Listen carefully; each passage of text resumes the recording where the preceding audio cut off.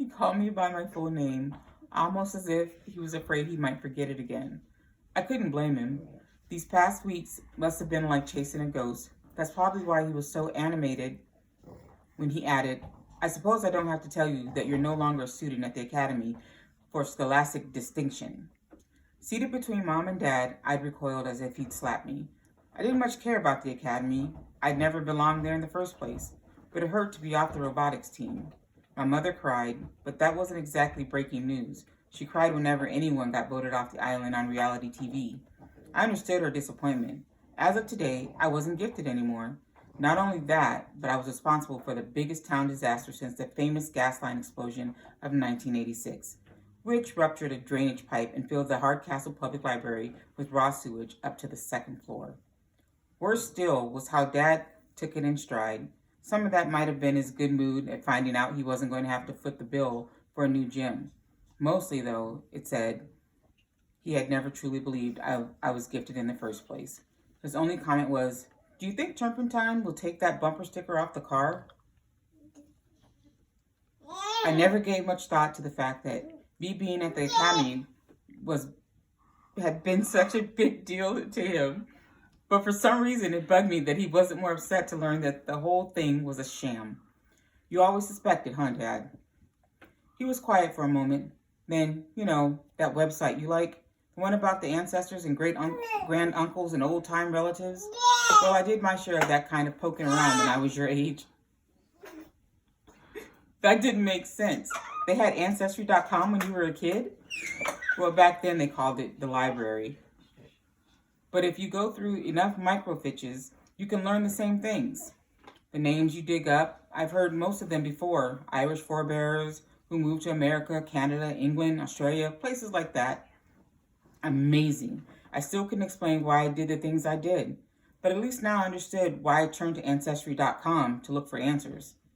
All those people went on to different jobs, he continued. Teachers, construction workers, lawyers, gravedigger, even a mayor and a couple of city councilmen. As far as I can tell, they all lived satisfying, happy, productive lives. But you know what? Not one of them was especially gifted. Think about that, and maybe you'll see why I'm not so crushed about this. What matters, the only part I really care about, is that you're happy. It was an impressive speech for a normally quiet guy like my dad. That was only one problem. I wasn't happy. In fact, I was pretty far from it. I was completely outside my control, but I felt like I was letting the robotics team down. For sure, Tin Man wasn't going to win anything with Abigail at the joystick. Worse, Katie was quitting human growth and development. If they boot my brother, they boot me too, she said, stoutly. Who says you're not gifted? You do, I replied honestly, and it's the truth. Come on, Katie. It wasn't the kids who kicked me out. They're still 14 hours short for their credit. They'll have to go to summer school. That's tough, she snapped. Summer school will be good for them. Let them see how the other half lives. What could I say? She was supporting me. Strange she should choose to start now. I felt bad, but I had to let it go. Dr. Schultz had spelled it out. That place wasn't my life anymore. In the real world, it never had been. My locker was gone. I mean, it was still there, but while I was at the academy, the administration had hacksawed my lock off, and all my stuff had vanished. At the office, they told me to make a list of the missing items.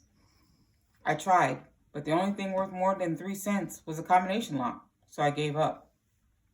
I kept seeing my locker at the academy, spacious, freshly painted.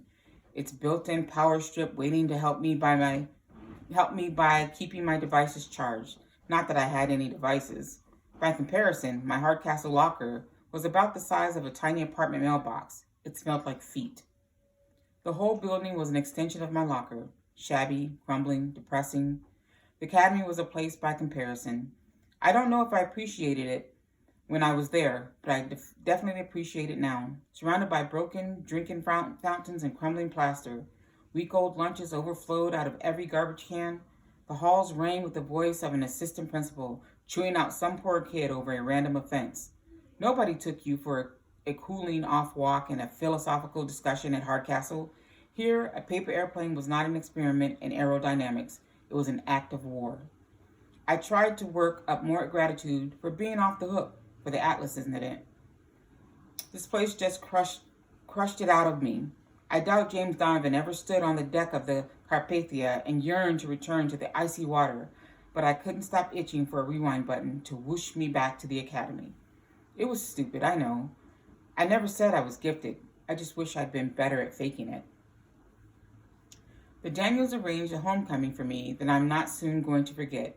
In front of the entire lunch crowd in the cafeteria, they presented me with the 2012 Moron of the Year award, which looked suspiciously like the missing toilet from the upstairs boys' bathroom. On the bowl, in dribbling red paint, was written, "Welcome home, stupid." It weighed 1.5 tons. Here he is, back from a very limited engagement at the Academy for Scholastic Dorkstinction. The man who turned out to be just as lame-brained as the rest of us. Give it up for Donovan the Dummy Curtis. I didn't die of humiliation. I only wanted to. There were a few lukewarm cheers, but most of the kids didn't know quite what to make of it. I'd only been gone a few weeks. Half of them might have figured I took a long trip, or had mono, or got suspended or something. Probably a lot of them thought, "Who's Donovan Curtis?" "Come on, you guys," Sanderson gouted the crowd. "If it isn't loud, he won't understand it." I hefted my award, which must have tipped the scale at 35 pounds, and swung it at the Daniels. The seat came off, whacking Nussbaum in the back of the head before cracking on the floor. That got a bigger response than the announcement of my award. My one consolation was that Chloe wasn't here to witness this. I didn't know for sure, but she struck me as a pacifist. At any rate, toilet fighting was probably a no-no. This might have cured her of longing to be normal. If it didn't, she was nuts. "Come on, man," Nussbaum offered. "We'll buy you lunch." "I brought my lunch," I said stubbornly. "Then grab a table," Sanderson instructed, rubbing the back of his head. "And don't forget your award. What's left of it." I was wary. I'm not going to get blamed for stealing this, am I? I'm running low on schools I haven't been kicked out of yet. "See, that's what's been missing around here," Nussbaum noted. That Donovan sense of humor. "Welcome home, bro. The place wasn't the same without you." We had lunch with Heather and Deidre. Apparently, those four had been eating together for weeks. That made me the party crasher. I thought the one good thing about coming back to Hardcastle was at least I'd fit in. Guess again. As it turned out, I had to throw my sandwich away. It had spent the morning in my locker, and now the mayonnaise tasted like feet. I took handouts from my four companions. Girls put avocado on and everything. I was back with friends. Oh, it passed for that. Funny. I'd been convinced I was friendless at the academy, but I felt more a part of things in Oz's robotics lab than anywhere here at Hardcastle. How could I compare the Daniels and their jokey, in-your-face version of friendship to the guardian angel hacker who had risked everything to pass that test for me? Now, with the academy permanently in my rearview mirror, I still had no idea who it was.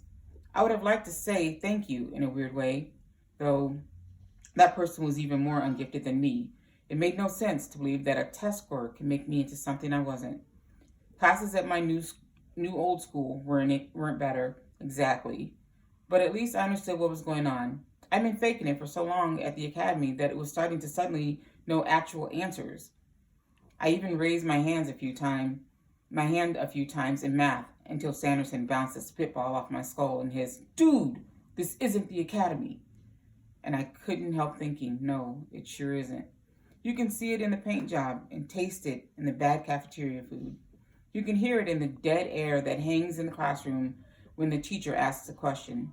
You can smell it in the sweaty gym socks, so different from the synthetic oil aroma of a set of mecanum wheels. While I was in the bathroom, someone stole my toilet, the award one, not the one I was using. I made a mental note to buy Febreze from my locker. On the way home, the Daniels and I passed by the statue of Atlas. I hadn't been there for a while, not wanting to revisit the scene of the crime. The Titan was still oddly bent, with no celestial sphere to weigh him down, and at the bottom of the hill, the entrance to the high school gym remained boarded shut. I'd been so wrapped up in my own weird predicament that I hadn't given much thought to the mess I'd made over here. The wave of remorse was stronger than I'd anticipated. Suddenly, 20 hours of scraping pigeon poop off a bronze sphere seemed like no more than I deserved. You've done a lot of crazy stuff, Nussbaum sighed, but this was your finest hour. It wasn't so fine for the gym, I said bitterly. Or for me. Sanderson nodded thoughtfully. You're right. It would have been better if the globe had gone crashing into the parking lot. It could have smashed like 10, 15 cars. I glared at them. You guys deserve the toilet award more than me. Nussbaum grinned appreciatively.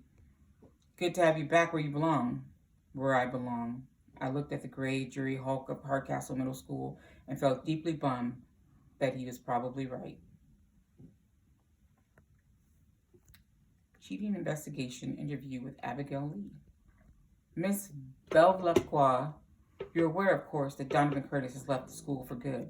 Abigail, he never should have been here. I knew that from the first day. Miss B, as did I. Which brings up the question of how he managed to pass the retest. We believe that someone took control of his computer and helped him cheat. Was it you?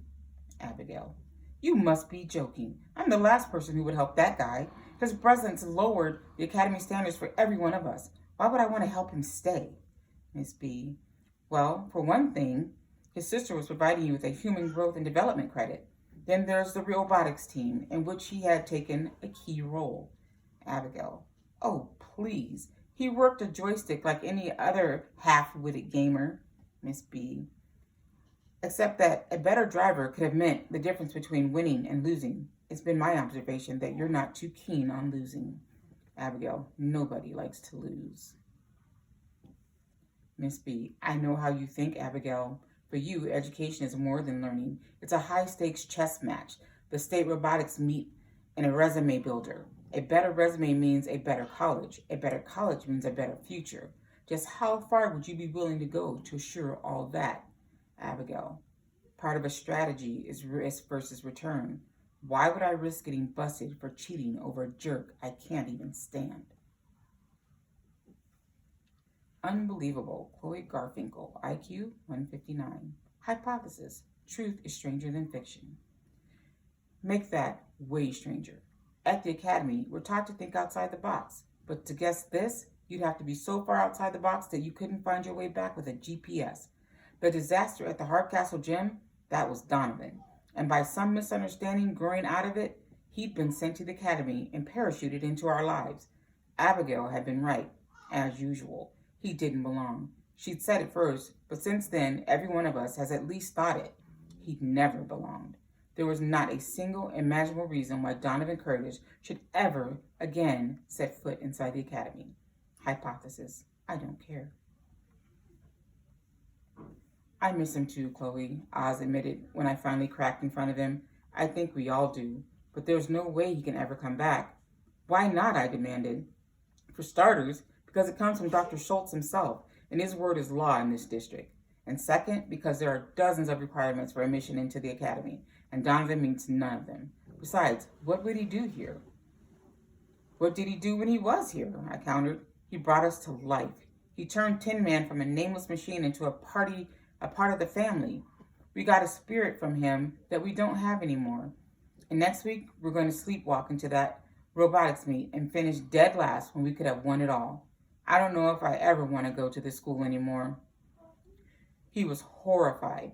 Chloe, you need the level of academic challenge. That academic challenge landed me in summer school, I snapped. And in case you forgot, Donovan had a solution for that too, and we threw him out. Katie had a choice, Oz argued. She could have stayed with us and finished the course. Why would she after the way we treated her brother? I don't blame her a bit. I blame us. Hypothesis. Desperate times call for desperate measures. I was so upset that I did something I'd never done before. I cut school that afternoon. Not just a class or two, all of it. I hopped on a crosstown bus and rode east toward the one person who could help, if anybody could. I was going to Hardcastle Middle School to find Donovan. The ride was endless, slow, stopping at every tiny unstreet along the way. I kept checking the time on my phone, but it didn't move the bus any faster. I wasn't sure what the schedule was at Hardcastle, but dismissal had to be coming up pretty soon. To commit my first act of truancy and a spotless school career only to miss Donovan would be too much to bear. I got off at the high school and started running up the hill. There he was, Atlas, sans globe, overlooking the boarded up gym. I took heart. This was definitely the right place. But my first sight of the middle school almost took my breath away. They were already coming out, swarming all over the campus, crowding on the buses. I ran into the midst of the crowd, frantically scanning faces on the off chance I'd find the one I was searching for out of more than 900. They all seemed familiar and unfamiliar at the same time. I'd probably seen many of them at the dance, but that didn't matter. Nobody was familiar enough. I was beginning to get some strange looks. "Is Donovan Curtis around?" I asked one boy. His response was a blank stare. His companion shoved him. "The dude who dissed the basketball team. You know him?" I prompted. "Not really." Hypothesis. Donovan made a bigger impression in just a few weeks at the academy than in nearly 3 years here. I caught a glimmer of how someone could disappear among a student body of more than 300 at each grade level.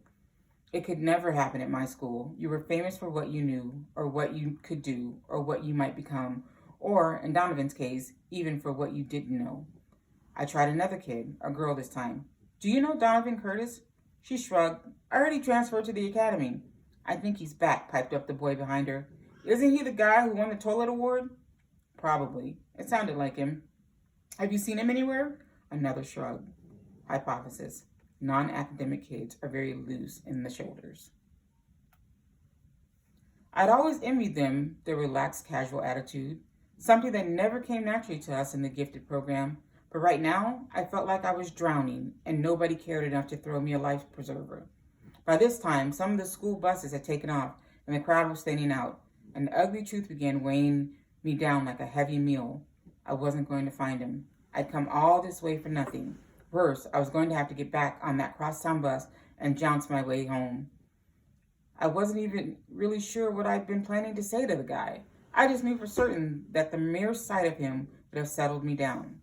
Suddenly, a too loud voice behind me announced, "Hey, isn't that the plaid chick?" I wheeled. There they stood, staring at me, Donovan's two friends named Daniel. I ran over to them. "I'm so glad to see you guys." "Whoa," one of them held out a hand. "Not too close. Your brainwaves might fry my cell phone." "Guys, is Donovan still here?" The taller Daniel sneered down at me. "Look who needs Donovan all of a sudden. You should have thought of that before you threw him out of your smarty pants school." Woulda, shoulda, coulda, put in the other one. I ignored their baiting and plowed forward. "I totally agree with you.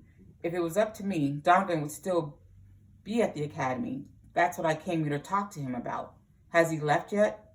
"He wasn't in school today," the taller Daniel said finally. "Schultz took him to meet with the school district's insurance company. You know he's the guy who busted the gym, right?" "We were eyewitnesses," added the other one. And he went into this ridiculous story about how Donovan had, for no reason at all, whacked the statue on the rump with a tree branch, and all the damage had happened because the globe had disconnected and rolled down the hill. I was just about to say, "How stupid do you think I am?" when it dawned on me that story was totally Donovan. It was exactly why he was so needed at the academy. None of us ever did anything without thinking it out in detail, making an elaborate plan. Donovan acted, whether it was hitting a statue or naming a robot or stealing a motor or finding someone to teach human growth and development, because she was human growth and development.